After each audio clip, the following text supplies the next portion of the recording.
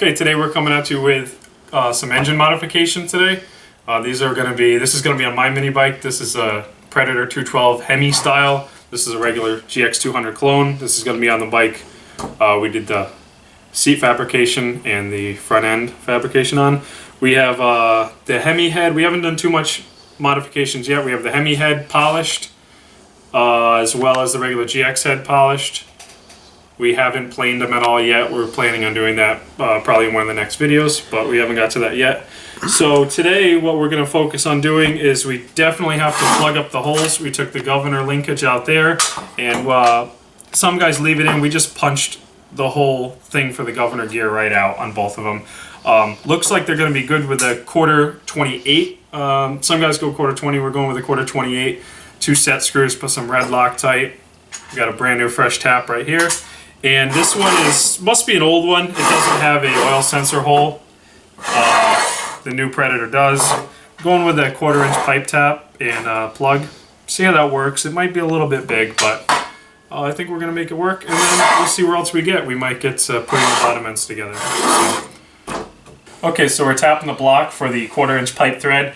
I don't have a big enough tool to accommodate the shank on this. So, little life hack, I'm using a 14mm socket, and it pretty much fits right snug on there. It's just a 6-point, but it fits pretty snug on there, and it's going in pretty easy. It's only aluminum, so hopefully you'll be back pretty soon. We'll show you the plugs installed. Alright, so 1/4 28 tap. I didn't want to go too far since the set screw isn't going to be a tapered thread. So I went in probably about maybe 3/8 of an inch. We just blow the chips out. We'll go with some red Loctite. Don't plan on taking these out again. Some red Loctite on the set screw and throw right in there. Hopefully it doesn't go in too far, but this is a long shank here, and that should be good to go. Okay, so I have the bottom end mostly assembled on this motor. I don't have the cam in yet, or the lifters, or any of the valve train. But this has an ARC rod, a standard length rod for the Predator. And what I'm doing now is checking what I'm going to check is the piston to head clearance, which ARC and most people pretty much say minimum 30 thousandths, and I was shooting for about 35. So if you can come up here, what I've done is I've set up a dial indicator to find top dead center, and the 0 should be top dead center. As you can see, I'm back off, hit the 0, and then it starts dropping back down again. So the 0 is going to be top dead center, and then I have a parallel just for a mill vise set up here, and some feeler gauges. So I already did this before, so I'm pretty confident in what I have here. The 24 just slides in, just barely slides in without raising it up at all. And these are nice when you have the offset ones. You can slide them right in. I didn't have these before, and it's kind of hard getting them in because the piston does sit down, so you can't hit it straight from the side. Then the 25 really doesn't go. Pretty much it's going to bump the parallel up a little bit to get it in.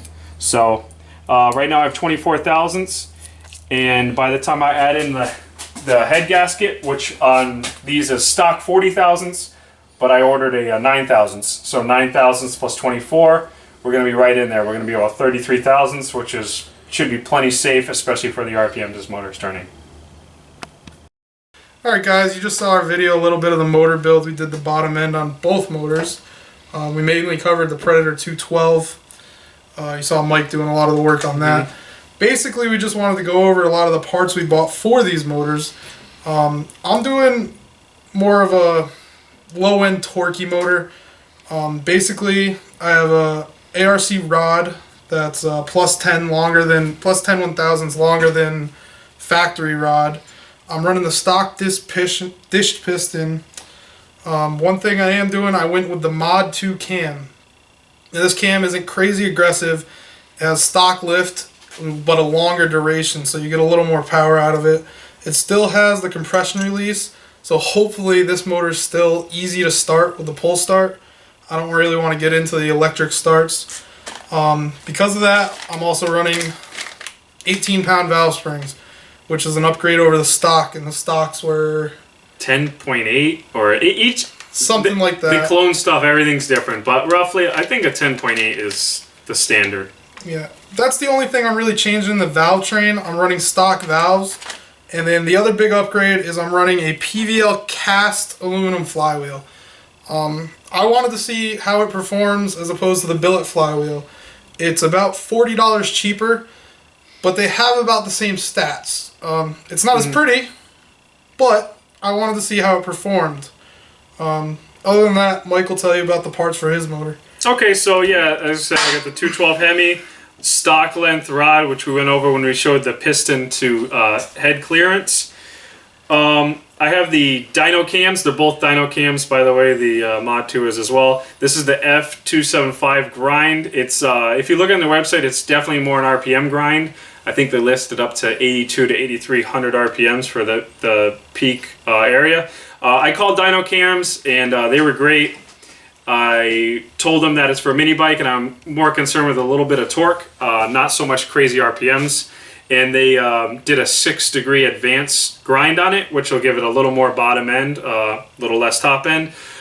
Since it's a more aggressive cam, we're running 26-pound springs, stainless steel valves, because the ramping on this cam is pretty aggressive, and the stock retainers don't really like that too much. So this is a more automotive style. It's the split with the two halves, the split cone retainers.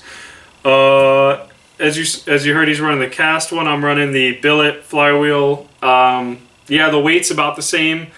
This one may have a more aggressive magnet, and these are already advanced 8 degrees timing. Hemi head, and we got these spark plugs. These are I get these from ARC. ARC's claiming like these are the only ones to run. Let me see if I can get a close-up on this. These are some crazy looking plugs. As you can see, there's like 4 electrodes, but yeah, they claim these are the only ones to run on these GX clones. So that's the parts we have. We also are going to do some porting in them. As we went over the last video, or earlier in this one, we did some little polishing, but yeah, we're still gonna have to take the deck height down. We're gonna have to get our compression ratio where we want. We're thinking about 10.5 to 1, just enough for pump gas. We don't want to get into alcohol or any of that stuff. And yeah, carburetors, exhaust, things like that, we're gonna figure out a little more when we get down the road, but we don't have any of them yet. This is pretty much what we have so far. So that should be it for this video. You want to do the outro? Yeah, well, we'll get you guys next time on the Jantic Journal.